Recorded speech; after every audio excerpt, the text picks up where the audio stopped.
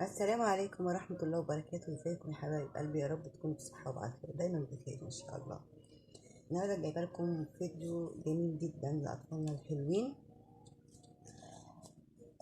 نعمل لهم عصير مفيد ومغذي وطعمه لذيذ. ولا هيقول لا ولا هيتنبرد عليه زي ما بيتنبردوا دايما. لبن لا، عصير لا، لا ده بقى تحفة وهيحبوه جدا. ويشبه السريلاك، يعني شبيه السريلاك، مفيد جدا جدا. تعالوا طيب يلا نصلي على سيدنا محمد. اللهم صل وسلم وبارك على سيدنا محمد وعلى اله وصحبه اجمعين. بسم الله الرحمن الرحيم. اول حاجه احنا معانا هنا اهوت، بسم الله الرحمن الرحيم، كوبايتين لبن حليب بسايب، بنغليه وبنسيبه يبرد او بنحطه في التلاجة يبقى متلج عشان يبقى العصير ساقع. اوكي. كوبايه زبادي، عسل ابيض،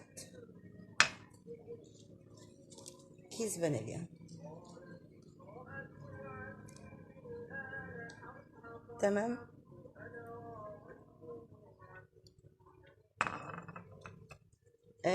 كده. بسم الله الرحمن الرحيم. خامس حاجة معايا جزر.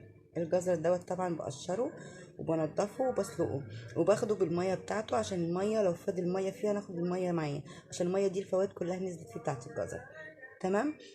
ده اكتر من نص كيلو، يعني انا حابة اكتر الجزر عن اللبن لانه مليان فيتامينات جميلة جدا لأطفالنا ولينا احنا كمان. يلا نبتدي. هنجيب الخلاط اهو معانا.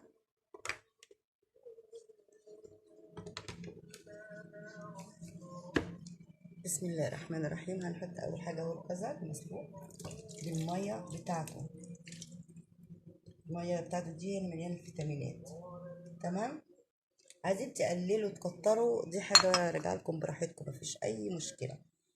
بسم الله الرحمن الرحيم. ادي كوبايه اللبن، الكوبايه التانية.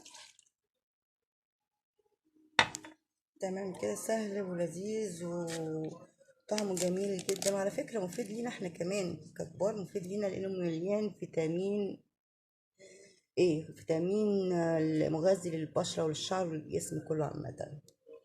ودي كوباية الزبادي. بسم الله الرحمن الرحيم. وده العسل الأبيض. عايزة برضو تكتري العسل تقلي حسب ايه الرغبة بتاعتك وحسب ما أطفالك بيحبوه. وممكن تعملي لك انت شوية من غير سكر لو مش حابة السكر أو العسل، وتكملي لهم هما الباقي بعسل أبيض. كده حطينا المكونات مع بعض. بسم الله الرحمن الرحيم.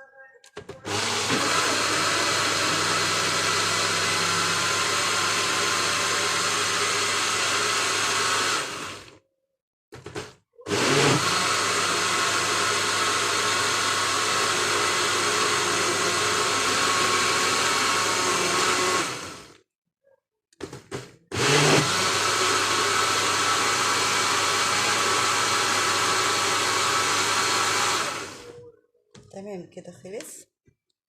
تمام. نيجي نصب بقى نشوف الجمال بتاعه. بصراحة تحفة، أنا جربته وشفته، يعني دقت طعمه وعملته بصراحة لما لقيته جميل ومفيد جدا قلت ايه أديكوا فكرة عنه. بسم الله الرحمن الرحيم. تعالوا نصبه، هو تقيل بس لو عايزين تخففوه بلبن تخففوه بمية مفيش أي مشكلة.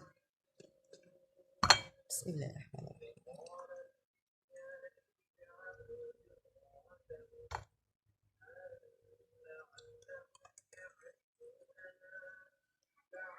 ده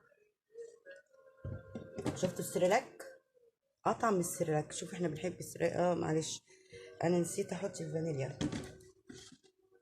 سوري، اسفه جدا جدا جدا،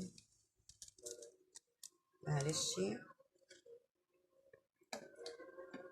نسيت خالص خالص. مفيش مشكله، الكوبايه دي ابقى عايده عليها، بس انا بقول لكم اهو نضرب ضربه كمان عشان نسيت الفانيليا خالص بجد.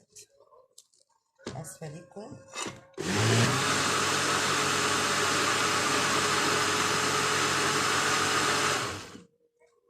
الفانيليا دي اللي هتدي له طعم جميل عشان يحبوه. تقيل. الله، الله على الجمال بصراحه يعني. الفانيليا ادته طعم رهيب. تمام. عايزين تكتروا بقى اللبن، تكتروا الفانيليا، تكتروا العسل، مفيش مشكله.